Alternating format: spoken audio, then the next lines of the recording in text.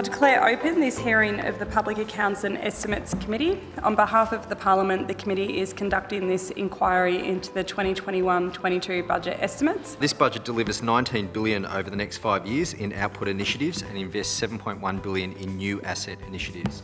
Do you seriously think, as leader, that 169 days to wait for an answer whether you're going to get small business support from the last lockdown or 2 lockdowns ago, is that getting people the information in a timely fashion? The Department of Jobs, Precincts and Regions has accepted all of the Ombudsman's recommendations and as I've said in the Chamber of the Assembly, is reassessing about 12,000 applications that meet criteria identified by the Ombudsman to ensure fairness to all applicants. Budget Paper 3, page 14, details a $3.8 billion investment in mental health and wellbeing.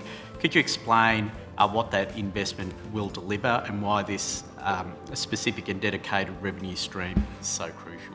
This budget not only funds mental health, it ensures that there will be a sustainable funding for mental health in the future. Mental health and wellbeing levy will begin from the 1st of January next year. We're asking the largest 5% of employers, around 9,100, to increase their contribution to funding government services so that all Victorians, including businesses, can benefit from mental health reform. A business with a payroll of $11 million, for example, will pay an additional $5,000 in tax. For Victoria's universities, Monash and Melbourne universities will pay about $12 million extra in payroll tax under these arrangements. RMIT 7, Deakin about 5, La Trobe, Swinburne and Victoria all between $2 and $3 million more. Given the Treasurer didn't seem to even know they would be paying this, and given how struggling the university sector already is, will you reconsider levying this charge on the universities?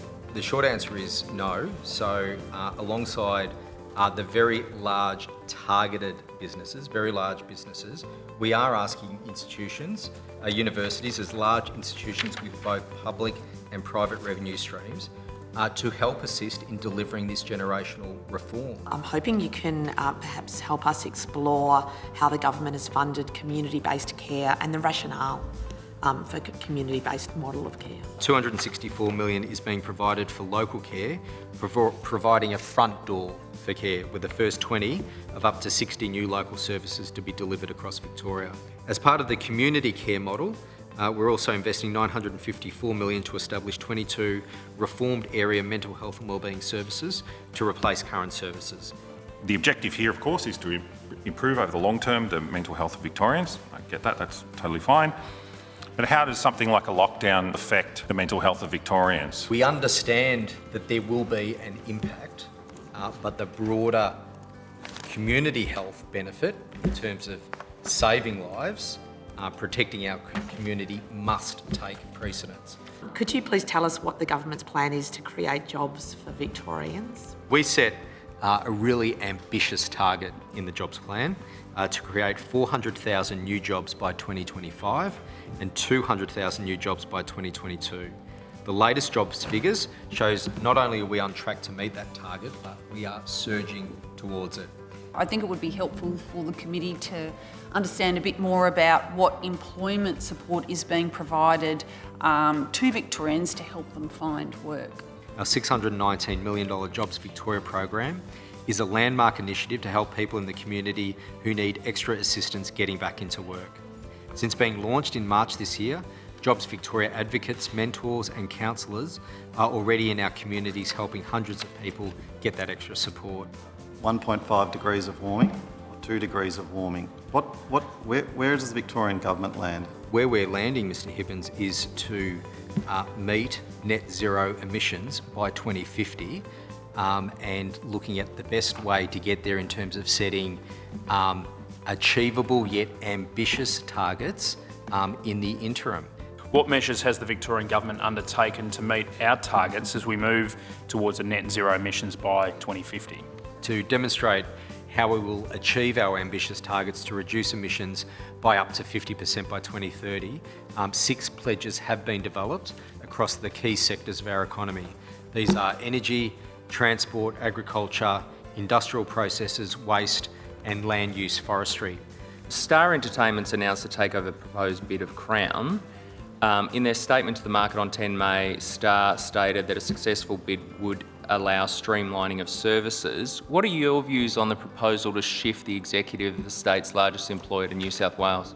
I do appreciate the question and the public interest in the casino in Crown.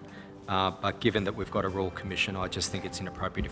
Perhaps I could ask then whether any unions have raised concerns about job losses or entitlement losses. Off the top of my head, Mr Newbury, I'm not aware of any contacts in regards to concerns about job losses. I'm noting that this budget makes a significant investment in our state's bushfire preparedness. Can you explain that in more detail? Because I think a lot of people want to know about that. The 2021-22 Victorian budget allocates $517 million to protect lives and property, critical infrastructure, the environment and local economies from the growing bushfire threat. How will the Victorian Government be engaging with traditional owners on bushfire preparedness? The important $22.5 million investment we're making through this budget acknowledges that First People have been using fire as a tool to manage land and reduce the risk of bushfires for tens of thousands of years.